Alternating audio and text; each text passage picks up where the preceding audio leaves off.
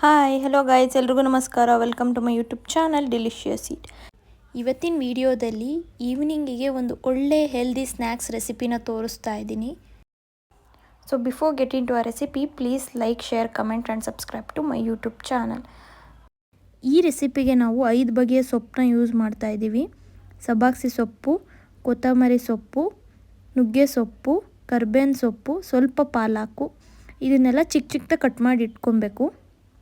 ಮತ್ತು ಒಂದು ಬೌಲಿಗೆ 2 ಚಿಕ್ಕ ಚಿಕ್ಕದಾಗಿ ಕಟ್ ಮಾಡ್ಕೊಂಡಿರೋ ಈರುಳ್ಳಿನ ಹಾಕ್ಕೊತಾ ಇದ್ದೀನಿ.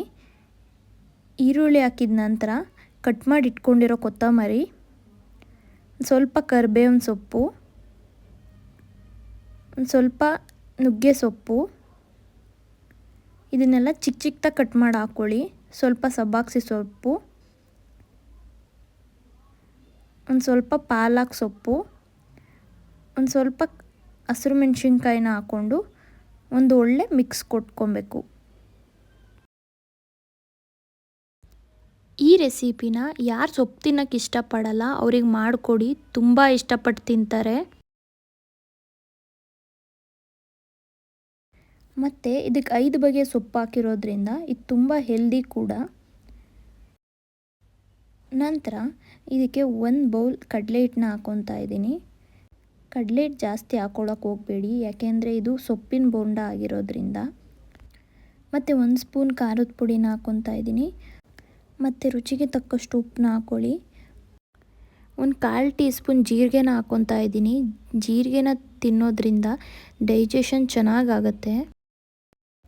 ಈ ರೆಸಿಪಿ ಈವ್ನಿಂಗ್ ಸ್ನ್ಯಾಕ್ಸಿಗೆ ಅಥವಾ ಊಟದ ಜೊತೆಗೆ ಈ ಬೋಂಡ ತುಂಬ ಚೆನ್ನಾಗಿರುತ್ತೆ. ಒಂದು ಚಿಟಿಕೆ ಅಷ್ಟು ಸೋಡಾನ ಹಾಕ್ಕೊತಾ ಇದ್ದೀನಿ. ನೆಕ್ಸ್ಟು ಬಿಸಿ ಬಿಸಿ ಕಾದ ಎಣ್ಣೆನ ಹಾಕ್ಕೊತಾ ಇದ್ದೀನಿ. ಬಿಸಿ ಬಿಸಿ ಎಣ್ಣೆ ಹಾಕ್ಕೊಳ್ಳೋದ್ರಿಂದ ಬೋಂಡ ಕ್ರಿಸ್ಪಿ ಆಗುತ್ತೆ.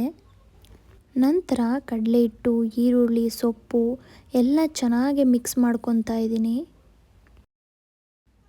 ನಂತರ ಒಂದು ಸ್ವಲ್ಪನೇ ನೀರು ಹಾಕ್ಕೊಂಡು ಕಲಿಸ್ಕೊತಾ ಇದ್ದೀನಿ. ಒಂದೇ ಸತಿ ನೀರು ಹಾಕ್ಕೊಳ್ಳೋಕೆ ಹೋಗಬೇಡಿ, ನೋಡಿಕೊಂಡು ಒಂದು ಸ್ವಲ್ಪನೇ ಹಾಕ್ಕೊಳ್ಳಿ. ಬೋಂಡ ಹಿಟ್ಟಿನ ಅದಕ್ಕೆ ಇಲ್ಲಿ ನಾನು ಮಿಕ್ಸ್ ಮಾಡಿಕೊಂಡು ನೀಟಾಗಿ ಕಲಿಸ್ಕೊತಾ ಇದ್ದೀನಿ. ಹಿಟ್ಟನ್ನ ಗಟ್ಟಿ ಕಲಿಸ್ಕೊಂಡ್ರೆ ನೀವು ವಡೆ ರೀತಿ ಕೂಡ ಮಾಡ್ಕೊಬೋದು. ಇಲ್ಲಿ ನಾವು ಬೋಂಡ ಮಾಡ್ತಿರೋದ್ರಿಂದ ಹಿಟ್ಟನ್ನ ಸಾಫ್ಟಾಗಿ ಕಲಿಸ್ಕೊತಾ ಇದ್ದೀವಿ. ಚೆನ್ನಾಗಿ ಕಲಿಸ್ಕೊಂಡು ಒಂದು 10 ನಿಮಿಷ ನೆನೆಯೋದಕ್ಕೆ ಬಿಟ್ಬಿಡಿ. ಅಷ್ಟರಲ್ಲಿ ಎಣ್ಣೆ ಕಾಯ್ದಿರುತ್ತೆ. ಟೈಮ್ ಇದೆ ಅಂತ ಅಂದರೆ ಒಂದು ಸ್ವಲ್ಪ ಜಾಸ್ತಿ ಹೊತ್ತೇ ನೆನೆಯೋಕ್ಕೆ ಬಿಡಿ, ಆಗ ಇನ್ನೂ ಚೆನ್ನಾಗಿರುತ್ತೆ ಬೋಂಡ. ಟೈಮ್ ಇಲ್ಲ ಅಥವಾ ಈವ್ನಿಂಗ್ ಸ್ನ್ಯಾಕ್ಸಿಗೆ ಬೇಕು ಅಂತ ಅಂದರೆ ಒಂದು 10 ನಿಮಿಷ ನೆನೆಯೋಕ್ಕೆ ಬಿಟ್ಟು ಹಾಕ್ಕೊಂಡ್ರೂ ಚೆನ್ನಾಗಿರುತ್ತೆ. ಸೊ ಇಲ್ಲಿ ನಾನು ಕಾದಿರೋ ಎಣ್ಣೆಗೆ ಚಿಕ್ಕದಾಗೆ ಹಾಕ್ಕೊತಾ ಇದ್ದೀನಿ.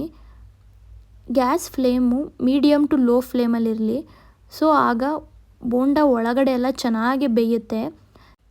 ಹೈ ಫ್ಲೇಮಲ್ಲಿಟ್ಟು ಬೋಂಡನ ಬೇಯಿಸಿದ್ರೆ ಮೇಲೆಲ್ಲ ಕ್ರಿಸ್ಪಿ ಆಗುತ್ತೆ, ಒಳಗೆಲ್ಲ ಬೆಂದಿರಲ್ಲ. ಮೀಡಿಯಮ್ ಟು ಲೋ ಫ್ಲೇಮಲ್ಲಿ ಬೇಯಿಸ್ಕೊಳ್ಳೋದ್ರಿಂದ ಬೋಂಡ ಒಳಗೆಲ್ಲ ಸಾಫ್ಟಾಗಿ ಬೆಂದಿರುತ್ತೆ. ಒಂದು 3 to 4 ಮಿನಿಟ್ಸ್ ಬಿಟ್ಬಿಡಿ, ಆವಾಗ ಚೆನ್ನಾಗಿ ಬೆಂದಿರುತ್ತೆ. ಸೊ ಇಲ್ಲಿ ನಾನು ಬೋಂಡಕ್ಕೆ ಕಾಂಬಿನೇಷನ್ ಆಗಿ ಚಟ್ನಿನ ಮಾಡ್ಕೊತಾ ಇದ್ದೀನಿ.